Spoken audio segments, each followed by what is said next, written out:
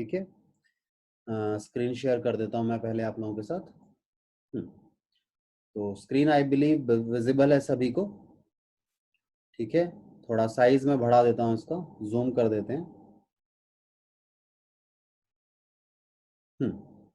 सो characteristics आपने go through कर ली थी। ठीक है, अब हमें आना था ऑब्जेक्टिव्स ऑफ बिजनेस पर। देखिए, जो आज के समय बिजनेस है हमारा, उसमें सिंगल ऑब्जेक्टिव नहीं है। जनरली बिजनेस कहता है भाई हमें प्रॉफिट कमाना है, ये ऑब्जेक्टिव है, ये तो है ही, मेन ऑब्जेक्टिव यही है। But along with this profit as an objective, we have some other objectives as well, like social objectives and individual objectives. Social objectives क्या है? हमने सोसाइटी से सारे रिसोर्सेज लिए हैं। एक बिजनेस सब कुछ सोसाइटी से लेता है, चाहे human beings as a resource ले लीजिए, रॉ मटेरियल ले लीजिए, या अदर इनपुट्स की बात कर लीजिए। ये कौन क्या बच्चा ड्राइंग कर रहा है? इनको लगता है बचपन की याद आ जाती है बच्चों को और ड्राइंग करना शुरू कर देते हैं। ठीक है, चलिए चलिए, तो ड्राइंग वाला पार्ट खत्म हुआ, आगे चलें। मजा आता है आप लोगों को ड्राइंग करने में?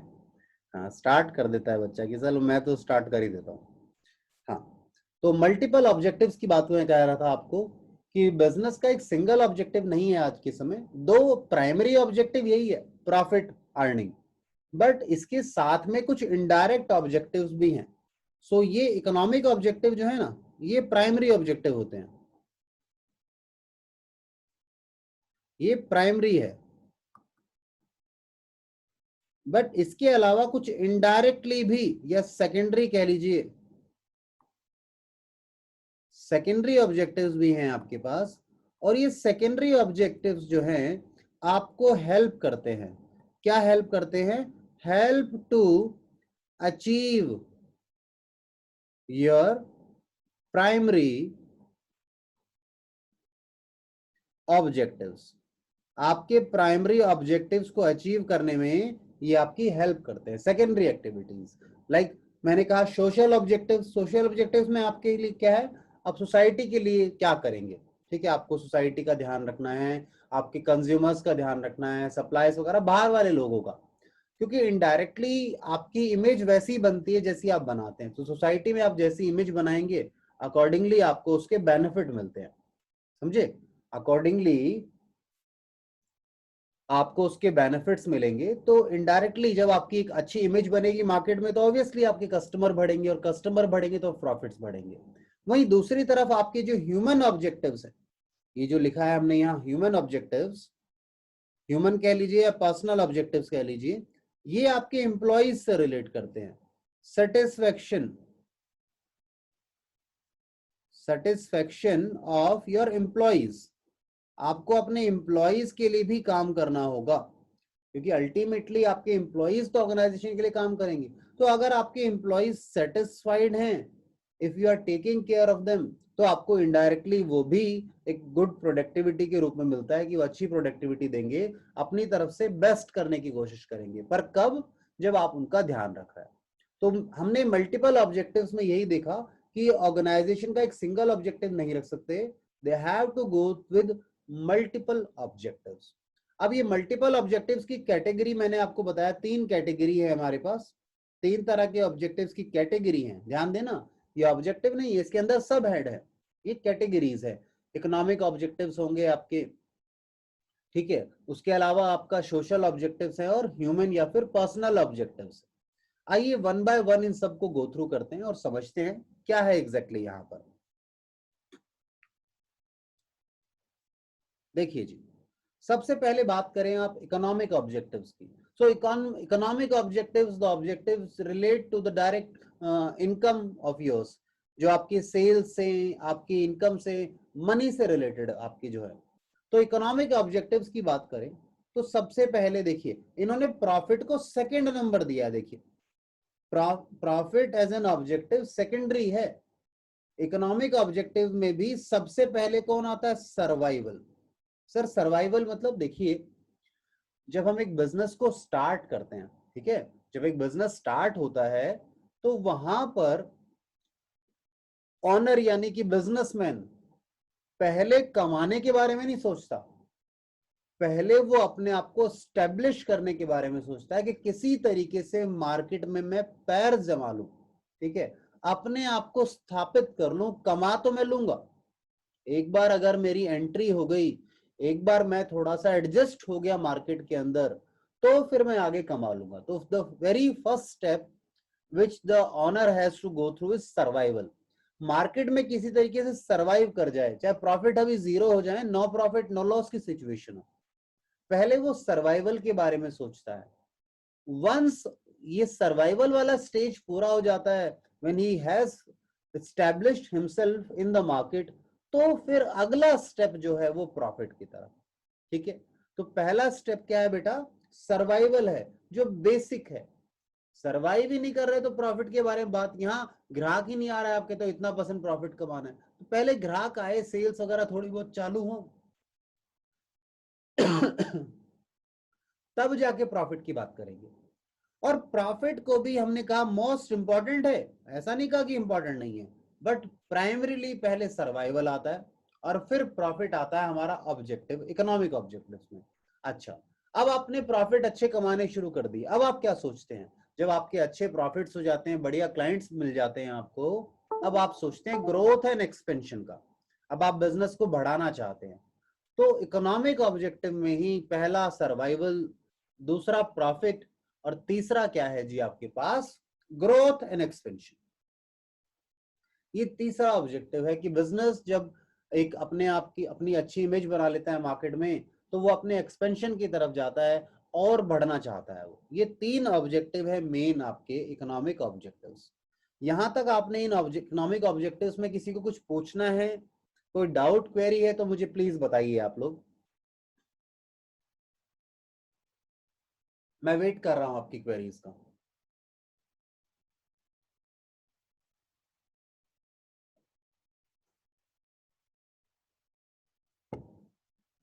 बोलिए जी, क्या समझ में आता है? इकोनॉमिक ऑब्जेक्टिव्स क्या हैं सभी को?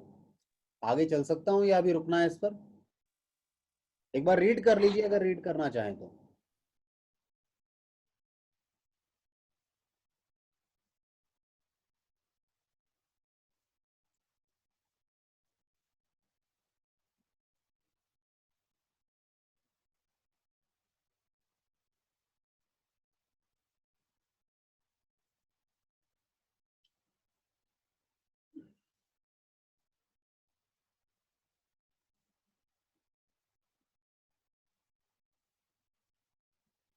आगे चलें जी हम लोग।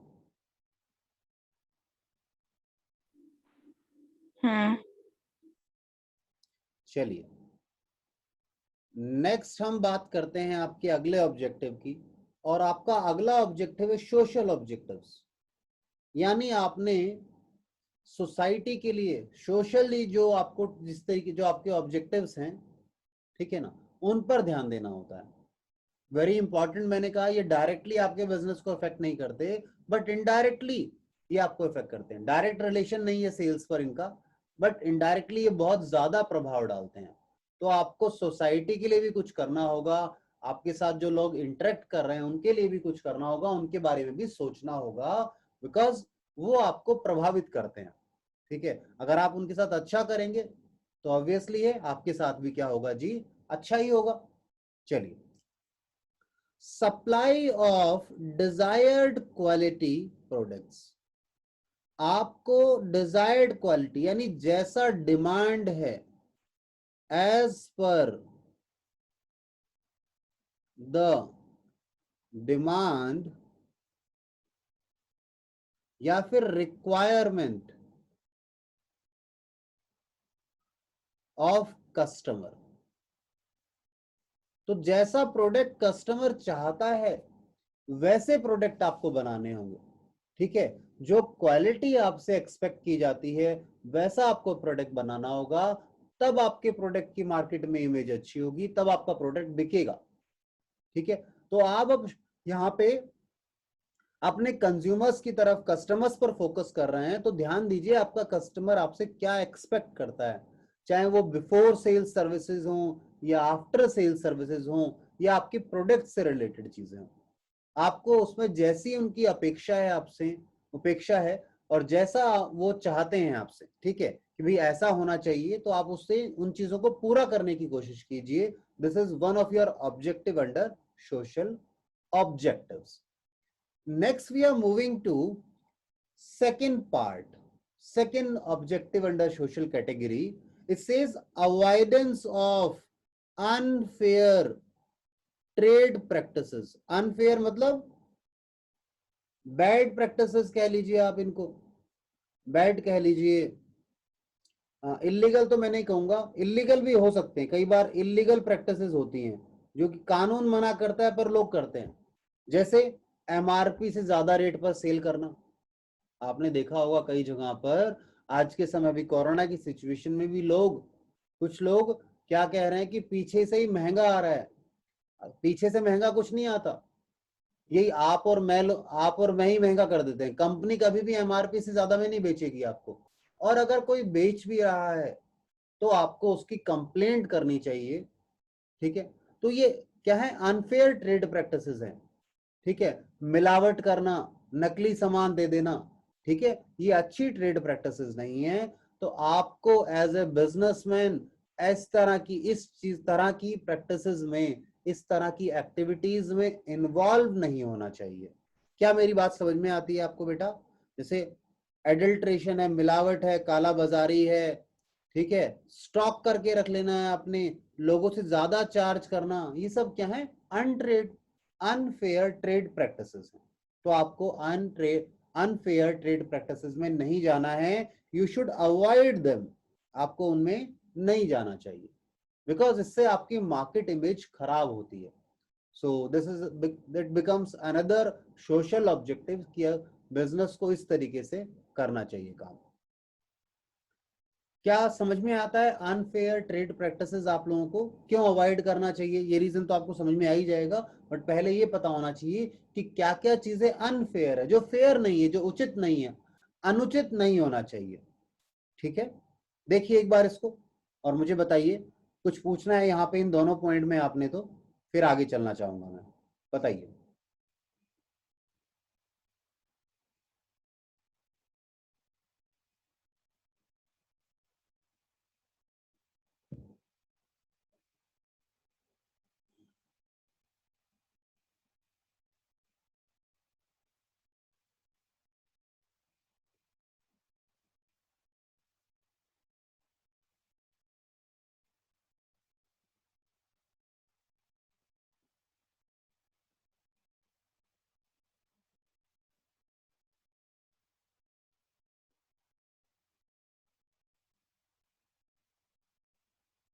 क्या आगे चल सकते हैं हम लोग? अगर यहाँ पे किसी को कोई क्वेरी नहीं है, कोई डाउट नहीं है, तो आगे चलना चाहेंगे?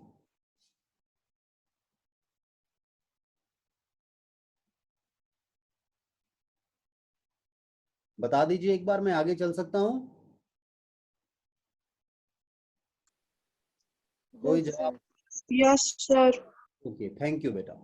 चलिए, तो अगला हमारे पास अनदर सोशल ऑब्जेक्टिव, यानी एक जिम्मेदारी जो है बिजनेस की टुवर्ड्स सोसाइटी, उसको लेकर आते हैं। तीसरा आपके पास एम्प्लॉयमेंट जनरेशन है। देखिए, आपको अपने आसपास एम्प्लॉयमेंट जनरेशन करनी चाहिए, लोगों को रोजगार देना है आपको, आसपास के लोगों को, नियर बाय। आप जिस सोसाइटी से सब कुछ ले रहे हैं, उनकी जमीन आपने ले ली है, ठीक है, चाहे खरीदी कोई बात नहीं, उनके वहां पॉल्यूशन आप फैला रहे हैं, ठीक है ना। तो आप जब सोसाइटी से कुछ ले रहे हैं, आसपास के लोगों को नुकसान पहुंचा रहे हैं, तो बदले में उन्हें कुछ दे भी। तो एम्प्लॉयमेंट जनरेशन ये क्या है, आपके जो आप जो नेगेटिविटी लेकर आते हैं उसे ये इम्पैक्ट निल करता है कि हाँ, कि जब एक नया बिजनेस आया तो उससे हमारे यहाँ पर एम्प्लॉयमेंट अपॉर्चुनिटीज आई लोगों के लिए, तो एक पॉजिटिव चीज है आपके लिए, ठीक है। आपकी मार्केट इमेज अच्छी होती है लोगों के नजर में। आपने देखा होगा कंपनियां क्या करती हैं, आपके यहाँ पर बस स्टैंड वगैरह बनवा देते हैं, हॉस्पिटल्स वगैरह में कुछ सर्विसेज दे देते हैं, ठीक है। कुछ कंपनियां ऐसा काम करती है कि आसपास के आपके कोई पार्क वगैरह है तो उसे मेंटेन कर देते हैं, ठीक है ना, कोई ग्राउंड बनवा देता है, ठीक है। ये सब क्या है, सोशल सर्विसेज हैं जो बिजनेस करता है सोसाइटी में, ठीक है। स्ट्रीट लाइट्स लगवा दी, ठीक है ना, ये बहुत सारे एग्जाम्पल है सोशल सर्विसेज के, ठीक है। सो एम्प्लॉयमेंट अपॉर्चुनिटीज आपको देनी चाहिए, एम्प्लॉयमेंट जनरेट करना चाहिए बिजनेस को। देखो इन्होंने क्या लिखा है, इन्होंने लिखा है अनएम्प्लॉयमेंट जो है वो सभी की प्रॉब्लम है, और सभी की कैसी है, बहुत मेजर प्रॉब्लम है सोसाइटी के अंदर। हर सोसाइटी में अनएम्प्लॉयमेंट आज के समय एक मेजर प्रॉब्लम है। The businessman must create employment opportunities and help overcoming the basic problem. और बिजनेसमैन को हेल्प करना चाहिए और इस प्रॉब्लम में ओवरकम करने में हेल्प करनी चाहिए। ठीक है, सो आई बिलीव ये ज्यादा समझाने की जरूरत नहीं है। एम्प्लॉयमेंट आपको क्या इसका बेनिफिट मिलेगा मैंने बस बताया। इसका आप सीधा आपकी गुडविल पर, आपकी मार्केट इमेज पर फर्क पड़ता है इसका। ठीक है, जिसे आपने फोकस करना है। ठीक है, then another thing we have is social services. आपको सोशल सर्विसेज, जैसे मैंने एग्जांपल बताया ना अभी, स्ट्रीट लाइट लगवाना, ठीक है, हॉस्पिटल्स में फैसिलिटीज अरेंज करवाना, ठीक है, सोशल सर्विस है जो सोसाइटी के लिए आपको सर्विस करनी चाहिए। कम्युनिटी सर्विस, बच्चों के लिए स्कूल बनवाना, ये सब क्या है, आप अपनी सोसाइटी के लिए, आप अपनी कम्युनिटी के लिए कुछ कर रहे हैं, और इससे इनडायरेक्टली आपको बिजनेस को ही बेनिफिट मिलता है। मैंने कहा क्यों मिलता है, क्योंकि इससे आपकी मार्केट इमेज अच्छी होती है, लोग आपके बारे में अच्छा सोचते हैं। आप लोगों को याद हो, सभी लोगों ने एड भी देखा होगा, एक कंपनी है आईटीसी, नाम सुना है आईटीसी का किसी ने?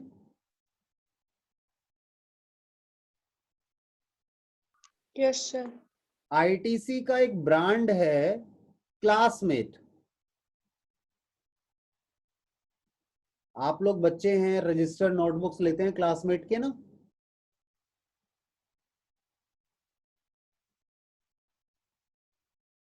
और एक इनका और भी प्रोडक्ट आते हैं, कोई हेयर ऑयल है, मुझे नाम नहीं याद आ रहा है, एक हेयर ऑयल है इनका, उसका नाम नहीं याद आता है। उसमें वो बोलते हैं अगर आप हमारा कोई भी प्रोडक्ट खरीदते हैं ना, सुनिए ध्यान से, वो कस्टमर को बोलते हैं जब भी आप हमारा प्रोडक्ट खरीदते हैं तो नंबर ऑफ प्रोडक्ट के हिसाब से हम 1 रुपए पर प्रोडक्ट सेल पर 1 रुपए क्या करते हैं, हम बच्चों की शिक्षा के लिए, फॉर, वो डोनेट करते हैं, फिर वो डोनेट करते हैं फॉर चाइल्ड एजुकेशन, या उसे यूज करते हैं। तो ये क्या हुआ, बिजनेस क्या कर रहा है, बिजनेस भी कर रहा है। और फिर देखो जब उन्होंने कहा कि देखो आपके माइंड में भी एक अच्छी इमेज जाएगी इस चीज को लेकर, आप कहेंगे देखो बिजनेस सोसाइटी के लिए दो ले हमसे ही रहा है, ठीक है, या ले रहा है या नहीं रहा, प्राइस तो उतना ही ले रहा है, ऐसा तो नहीं रहा आप 1 रुपए एक्स्ट्रा दो, 10 रुपए की चीज का 11 रुपए दे दो। ठीक है, उसने कहा ये मेरा प्रोडक्ट है 10 रुपए का, अगर आप 10 रुपए का प्रोडक्ट खरीदते हो मुझसे तो मैं 1 रुपया डोनेट करूंगा, यूज मैं एक बच्चों की एजुकेशन के लिए हम कंट्रीब्यूट करेंगे। चाहे वो आपसे ले रहा है, क्योंकि प्रॉफिट तो ले ही रहा है आपसे, प्रॉफिट में जुड़ गया बात अलग है, बट फिर भी ये चीज भी तो एक अच्छी इमेज लेकर जाती है मार्केट में, आपकी आपके बिजनेस के लिए अच्छी इमेज लेके जाती है। अच्छा, किसी को आईटीसी की फुल फॉर्म पता है क्या?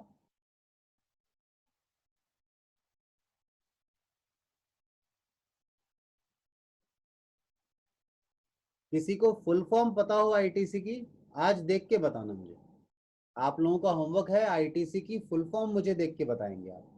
ठीक है,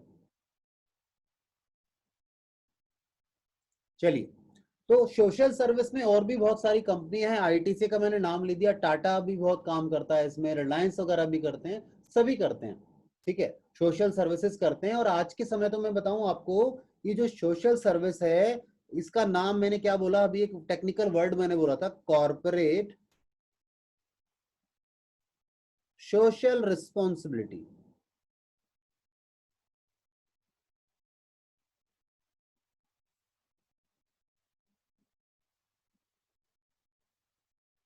कॉर्पोरेट सोशल रिस्पॉन्सिबिलिटी, जिसे शॉर्ट में हम सीएसआर कहते हैं, आज के समय जो बिग कंपनीज हैं उनके लिए मैंडेटरी है। मैंडेटरी मतलब रिक्वायर्ड बाय लॉ है, लॉ कहता है आपको करना ही पड़ेगा, अपने प्रॉफिट का एक परसेंटेज आपको सोसाइटी के वेलफेयर के लिए खर्च करना होगा। ठीक है, तो लॉ का कंप्लायंस भी हो गया। ठीक है, तो इतनी बड़ी कंपनी है तो सोसाइटी के लिए कुछ करे, क्यों? सब कुछ तो सोसाइटी से ले रहे हैं आप। So it becomes your responsibility, it should be part of your objective कि आप सोसाइटी के लिए कुछ करें, ये आपका उद्देश्य होना चाहिए। ठीक है, चलिए, तो यहां आप आ गए, आपको सोशल सर्विस करनी चाहिए, कम्युनिटी की सर्विस करनी चाहिए आपको। Then next we have is avoidance of pollution. देखो, आपको सोसाइटी में पॉल्यूशन कम से कम करना चाहिए, आपको अवॉइड करना चाहिए। आपको इस तरह की एक्टिविटीज को जहाँ जो पॉल्यूशन क्रिएट करती हैं, जो पॉल्यूट करती हैं चीजों को, वहां पे आपको क्या करना चाहिए बेटा? आपको वहां पे ध्यान रखना चाहिए कि भैया हम पॉल्यूशन कम से कम फैलाएं या फिर पॉल्यूशन हम ना फैलाएं। ठीक है, चलिए, तो ये भी आपका ऑब्जेक्टिव होना चाहिए, क्योंकि अगर आप पॉल्यूशन फैलाते हैं तो क्या होगा? एक तो एनवायरनमेंट को आप नुकसान पहुंचा रहे हैं, और जब ये खबर मार्केट में आएगी तो आपकी इमेज मार्केट में, लोगों के सामने आपकी इमेज अच्छी बनेगी या बुरी? बुरी इमेज बनेगी आपकी। ठीक है, किसी बच्चे ने कोई मैसेज किया है, मैं जरा देख लूं। ठीक है, बिल्कुल एक मैसेज आ गया मुझे, एक बच्चे ने तो जवाब भेज दिया मुझे आईटीसी की फुल फॉर्म का। बाकी बच्चे भी देखना आज इसको, ठीक है? मैं अभी नाम नहीं लेता, नाम लूंगा तो आप देखेंगे नहीं।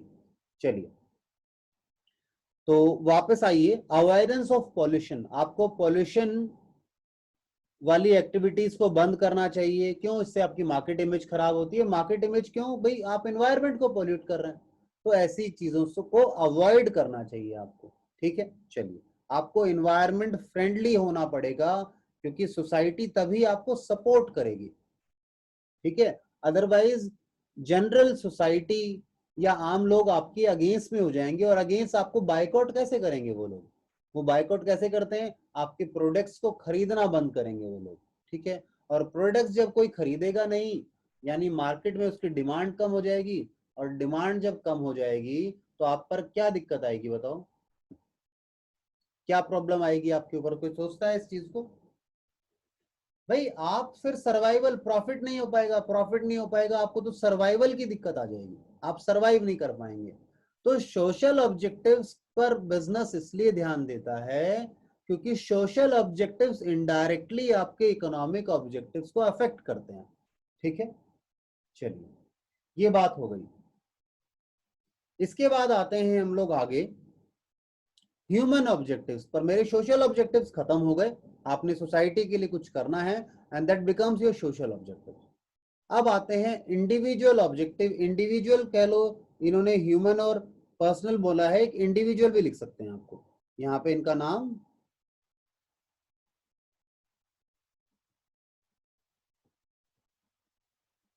इंडिविजुअल ऑब्जेक्टिव्स भी कह सकते हैं आप इनको। ठीक है, क्यों इंडिविजुअल ऑब्जेक्टिव्स कहता है, कहा गया है इनको? सुनिए, अच्छा लिखा भी है इन्होंने, देखो यहाँ लिख दिया है ये रहा। आप ह्यूमन ऑब्जेक्टिव्स बोल लो या इंडिविजुअल ऑब्जेक्टिव्स बोल लो, so they are related to your employees. आपके एम्प्लॉइज के रिलेशन में बात हो रही है, उनका ध्यान रखने की बात हो रही है। ठीक है, अब वो किस तरह के ऑब्जेक्टिव्स होंगे, क्या करना है आपने अपने एम्प्लॉइज के लिए, सुनिए जी। तो कॉमन इंडिविजुअल ऑब्जेक्टिव्स जो होते हैं वो क्या क्या हैं? एग्जाम्पल है ये, और भी हो सकते हैं इसके अलावा। आप अपने एम्प्लॉइज को अच्छी वर्किंग कंडीशन दें, जहां वो काम कर रहे हैं अच्छी वर्किंग कंडीशन हो, ताकि उनके हेल्थ का ध्यान रखा जा सके। ठीक है ना, वो और ज्यादा प्रोडक्टिव हो। देखो अल्टीमेटली अगर उनको अच्छा एनवायरनमेंट मिलेगा तो किसका बेनिफिट मिलेगा? किसको बेनिफिट होगा? ऑर्गेनाइजेशन को होगा। इनको तो है ही कि उनको अच्छा वर्किंग एनवायरनमेंट मिल रहा है, बट उनकी अच्छे वर्किंग एनवायरनमेंट के कारण उनकी हेल्थ पर इफेक्ट आता है, उनको मेंटली सेटिस्फेक्शन मिलता है। तो वो ऑब्वियसली जब वो दिमाग से, शरीर से सही रहेंगे तो किसके लिए काम करेंगे? ऑर्गेनाइजेशन के लिए। एक व्यक्ति बीमार है तो ऑर्गेनाइजेशन को क्या दे पाएगा? कुछ नहीं दे पाएगा। ठीक है ना, नुकसान ही देगा वो। अगर एक व्यक्ति हेल्दी है, अच्छे से काम कर रहा है, तो वो ऑब्वियसली प्रॉफिट्स देगा ऑर्गेनाइजेशन को। Payment of competitive satisfactory wages, आप उनको पर्याप्त सैलरी दें, एक्सप्लॉयटेशन ना करें। एक्सप्लॉयटेशन ना करें, एक्सप्लॉइट नहीं करना आपने उनको। ठीक है, एक्सप्लॉयटेशन आप करते हैं तो फिर बहुत गलत बात है, फिर वो एम्प्लॉय आपके पास रुकेगा नहीं। As soon as he gets an option वो लीव करेगा। हो सकता है आज उसकी मजबूरी है, वो आपके पास रुका हुआ है, पर जैसे ही अवसर मिलेगा वो आपको छोड़ के चला जाएगा, या फिर छोड़कर नहीं जाएगा। आप अगर उसे परेशान करते हैं तो कहीं ना कहीं वो कंपनी को नुकसान पहुंचाता है। वो खिड़की तोड़ जाएगा, मशीन में कोई पार्ट्स खराब करके चला जाएगा, रॉ ध्यान नहीं देगा, माल आपका रॉ मटेरियल खराब कर देगा। तो कहीं ना कहीं अगर अनसेटिस्फाइड है एम्प्लॉय, तो ऑब्वियस है वो आपको नुकसान देगा ही देगा। ठीक है, तो इसलिए सर वो आप, इस कंपनी के, हाँ बेटा क्या कह रहे हैं, सॉरी। जैसे एक कंपनी के कंपटीशन में दूसरी कंपनी है तो इसके व्यूज दूसरी कंपनी को दे देगा। हाँ बिल्कुल दे सकता है। आपके कंपटीटर को आपकी सीक्रेट इंफॉर्मेशन, आपकी जो कॉन्फिडेंशियल इंफॉर्मेशन है दूसरों को लीक कर देगा कि साहब इनके यहाँ तो ऐसे ऐसे होता है। ठीक है, तो ये चीजें, अगर आपका एम्प्लॉय सेटिस्फाइड नहीं है तो वो आपको परेशानी ही देगा, कुछ फायदा नहीं देगा। तो अल्टीमेटली आप, इसीलिए आपको उसके हितों का ध्यान रखना चाहिए। ठीक है, personal growth and development of employee, आपको अपने एम्प्लॉय की पर्सनली उसको, उसे ट्रेनिंग्स देनी चाहिए, उसको डेवलप करना चाहिए, उसे नई नई स्किल्स देनी चाहिए ताकि उसको डेवलपमेंट हो। कैसे हो? आप ट्रेनिंग्स दें उसको। ठीक है, ट्रेनिंग्स दी जाएं, उसकी नॉलेज को अपडेट करें आप लोग। ठीक है, तभी तो वो डेवलप होगा, तभी तो उसकी ग्रोथ होगी पर्सनल लेवल पर। वो कहेगा कि हाँ मुझे ये वाला काम भी आता है, now I am ready with this, अब मुझे ये चीज आती है। तो उससे उसकी क्या है, उसकी वर्किंग स्किल्स बढ़ती हैं, और वर्किंग स्किल्स बढ़ती हैं तो वो आदमी अब काम का हो जाता है। ठीक है ना, अनुभव आ जाता है, एक्सपीरियंस आता है उन चीजों को। तो आगे जब उसकी सैलरी फिर बढ़ेगी इन चीजों को देखकर। तो आपको ट्रेनिंग्स देनी चाहिए उसको, ये सारा काम करना चाहिए। देन पीयर रिकॉग्निशन, अगर कोई एम्प्लॉय अच्छा काम करता है तो उसको रिकॉग्नाइज किया जाना चाहिए, उससे एम्प्लॉय मोटिवेट होते हैं और अच्छे से काम करते हैं। तो रिकॉग्निशन मिलना चाहिए उनको, रिस्पेक्ट मिलनी चाहिए। ठीक है, और उन्हें आपको इस चीज के लिए प्रोत्साहित करना चाहिए कि आप इनिशिएटिव लीजिए, कुछ नया करिए, क्योंकि नया करेंगे तो किसके लिए करेंगे, ऑर्गेनाइजेशन के लिए करेंगे, ऑर्गेनाइजेशन को बेनिफिट मिलेगा। कोई इनोवेटिव आइडिया आए उनके माइंड में, शेयर करना चाहिए। तो इसके लिए आप उनको एंकरेज करें कि आप कुछ इनोवेटिव सोचिए, पार्टिसिपेट कीजिए डिसीजन मेकिंग में। फैसले आपको लेने हैं तो आप अपने एम्प्लॉय से कंसल्ट कर सकते हैं, और जब आप कंसल्ट करेंगे तो बेनिफिट मिलेगा इसका आपको। ठीक है, चलिए आइए जी इसके आगे चलें अब हम लोग।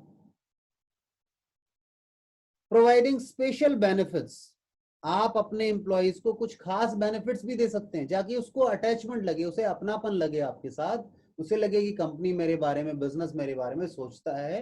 तो मेरी भी जिम्मेदारी बनती है कि मैं भी व्यापार के बारे में, बिजनेस के बारे में, जहां मैं एम्प्लॉयमेंट में हूं, जहां मैं नौकरी कर रहा हूं, मैं उनके बारे में भी सोचूं। ठीक है, तो किस तरह की फैसिलिटीज दे सकते हैं उन्हें हम रहने के लिए घर दे सकते हैं, काफी कंपनियां देती हैं। ठीक है, हाउसिंग फैसिलिटीज देते हैं, मेडिकल फैसिलिटीज देते हैं कि कुछ आपको मेडिकल इश्यूज आते हैं तो उसका ट्रीटमेंट वगैरह हम करवाएंगे आपका।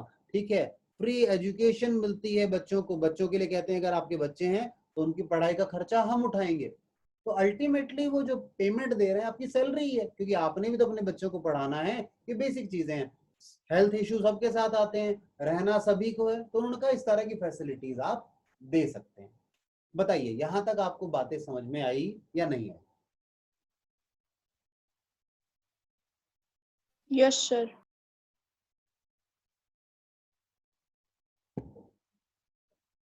और किसी के पास ऐसा सजेशन हो कोई कि सर पढ़ाने के तरीके में हम कोई चेंज कर सकते हैं, वो भी मोस्ट वेलकम है, क्योंकि मैंने आप लोगों को पढ़ाना है। तो जैसे मैं आपके सामने बुक का पेज इसलिए रख देता हूँ कि आपको फिर बार बार बुक नहीं देखनी पड़ेगी, आप मेरे साथ यहाँ ध्यान दे सकते हैं, या बुक में कहाँ पे क्या लिखा है उसमें क्लैरिटी आ जाती है। तो मैं एक पेज रख लेता हूँ, अपनी इमेज को छोटा कर लेता हूँ, क्योंकि मैं अगर स्क्रीन पर आ जाऊंगा ज्यादा तो फिर आप नहीं देख पाएंगे। जैसे मैं स्क्रीन पर आ गया ज्यादा तो मेरा क्या काम है, मुझे जानते हैं आप अच्छे से, ठीक है ना, और मुझे देखने नहीं आए हैं, आप पढ़ने आए हैं। तो कई बच्चे कहते हैं सर आप इमेज स्क्रीन पर ज्यादा रहा करो, तो मैं कहा कोई लॉजिक नहीं बनता उसका। मैं तो स्क्रीन पर थोड़ा सा भी आ गया तो भी चल गया, आपको मेरी आवाज अच्छे से आ जाए, आप मुझे सुन पाए, ठीक है, थोड़ा बहुत देख पाएंगे, तो इंटरेक्शन बना रहता है, इसलिए इमेज सामने रखनी पड़ती है। ठीक है, मेन आपकी बुक आपके सामने है तो मेरे ख्याल से ज्यादा बेटर होता है। ठीक है, हर चीज को हम कवर कर पाते हैं, कोई पॉइंट छूटने का डर नहीं रहता, सबसे बड़ी बात ये है। ठीक है, और एक्सप्लेनेशन हमें देना ही है आप लोगों को चीजों का। ठीक है, चलिए, तो अभी हमने आज आपके साथ क्या कर लिए जी, ऑब्जेक्टिव्स कवर किए। एक टॉपिक हमने क्या किया, हमने बिजनेस के ऑब्जेक्टिव्स को कवर किया, और बिजनेस के ऑब्जेक्टिव्स को कवर करते समय हमने देखा, ये मैं एक रिकैप कर रहा हूं केवल, कि आपके 3 ऑब्जेक्टिव है, economic, social and personal objectives. बाकी इन्होंने अब आगे इनके फर्दर पॉइंट यहां दे रखे हैं, तो ये रिवीजन वगैरह में काम आते हैं आपको एक पॉइंट। ठीक है, तो जब रिवीजन करें तो फटाफट इन्हें देख के कर सकते हैं। अपने वर्ड्स में आप लिख सकते हैं, प्रोवाइडेड कंटेंट सही हो। अपने वर्ड्स में लिखने का मतलब ये नहीं है कि आपको अपने वर्ड्स बनाने नहीं आते और वो कंटेंट लिखना कुछ और था, आपने लिख कुछ और दिया। ठीक है, जिसका कोई सेंस नहीं निकलता तो भी गलत है। तो उन चीजों पे आपने अभी से प्रैक्टिस करनी है। ठीक है, आइए अब इसके बाद हमारे पास अगला क्वेश्चन अराइज होता है कि क्या रोल है प्रॉफिट का बिजनेस में। ठीक है, बिजनेस क्या रोल प्ले करता है, इसकी बात करनी है। अच्छा, अभी मेरे पास लगभग 2-2.5 मिनट बचे हैं, तो क्या इस टॉपिक को मैं अभी स्टार्ट करूं या नेक्स्ट क्लास में टेकअप करूं, मुझे ये बताइए। 1-2 पॉइंट में बता सकता हूं रोल क्या है प्रॉफिट का। ठीक है, या आप कहें कि नहीं पूरा टॉपिक नेक्स्ट क्लास में करना है तो मैं नेक्स्ट क्लास में कराऊं, बताइए जी। अब मैंने आपसे पूछ लिया फिर तो रह ही जाता है, वो टॉपिक ही रह जाता है, फिर कोई जवाब नहीं आएगा, टाइम वैसे ही खत्म हो जाएगा। चलो 1-2 पॉइंट करा देता हूँ। सर्वाइवल, सुनिए, आपको प्रॉफिट इतना जरूरी क्यों लगता है बिजनेस के लिए? सब प्रॉफिट नहीं होगा तो सर्वाइव कैसे करेंगे? अगर हम कुछ कमाएंगे नहीं तो बिजनेस को बढ़ाएंगे कैसे, बिजनेस को चलाएंगे कैसे? बिजनेस में खर्चे होते हैं बहुत सारे, तो उन खर्चों को पूरा करने के लिए हमें प्रॉफिट तो चाहिए। 100 रुपए का सामान बनाकर अगर मैं 100 रुपए में बेचना शुरू कर दूंगा तो फिर तो बेकार है, मैं टाइम खराब कर रहा हूँ। ठीक है, तो प्रॉफिट, अगर बिजनेस आप चाहते हैं बिजनेस चलता रहे, एग्जिस्टेंस में रहे, उसके लिए बहुत जरूरी है कि वो प्रॉफिट अर्न करे। क्या ये बात क्लियर है सभी को? क्या जरूरत है प्रॉफिट की बिजनेस में, क्या रोल है प्रॉफिट का? सर्वाइवल के लिए चाहिए आपको, जीवित नहीं रह पाएंगे आप। ठीक है, बिजनेस की बात कर रहे हैं। एक्सपेंशन एंड ग्रोथ, भाई मैंने 100 रुपए की चीज 100 रुपए में बेच दी, जीरो प्रॉफिट, कल को और बिजनेस को बढ़ाना है तो क्या करना पड़ेगा, घर से और पैसा लेकर आना पड़ेगा, तब बिजनेस बढ़ सकता है। वहीं अगर आपके पास प्रॉफिट होता तो आप क्या करते, उस प्रॉफिट से ही अपने आप को बढ़ा सकते थे, एक्सपेंड कर सकते थे, कि जो कमाया है वो और लगाएंगे आगे और अपने बिजनेस को बढ़ाएंगे। तो एक और इंपॉर्टेंट रोल है ग्रोथ और एक्सपेंशन में, कि बिजनेस को जब ग्रो करना है, जब एक्सपेंड करना है, तो वहां पे आप प्रॉफिट की सहायता ले सकते हैं। ठीक है, चलिए, क्या ये दोनों पॉइंट क्लियर हैं आपको? ग्रोथ और एक्सपेंशन इसके आगे मैं नेक्स्ट क्लास में कवर करूंगा, क्योंकि टाइम खत्म होने वाला है, तो बीच में रुक जाएगा वो पॉइंट। तो आपने इनको पढ़ना है घर पे आज, और नेक्स्ट क्लास में हम आपके साथ मिलेंगे, आगे के पॉइंट्स नेक्स्ट क्लास में करेंगे। ठीक है जी, जवाब दे दीजिए मुझे, सब सुन रहे हैं मेरी बात? Yes sir. चलिए, यस सर। ठीक है, तो फिर नेक्स्ट क्लास में मिलते हैं। अभी टाइम बस अपने आप ही बंद हो जाएगा शायद, ये मैं बंद नहीं भी करूं तो भी चलेगा। ठीक है, डाउट क्वेरीज मुझे व्हाट्सएप भी कर सकते हैं पर्सनली, मेरा नंबर है आप लोगों के पास, कोई भी प्रॉब्लम आए तो बताइएगा।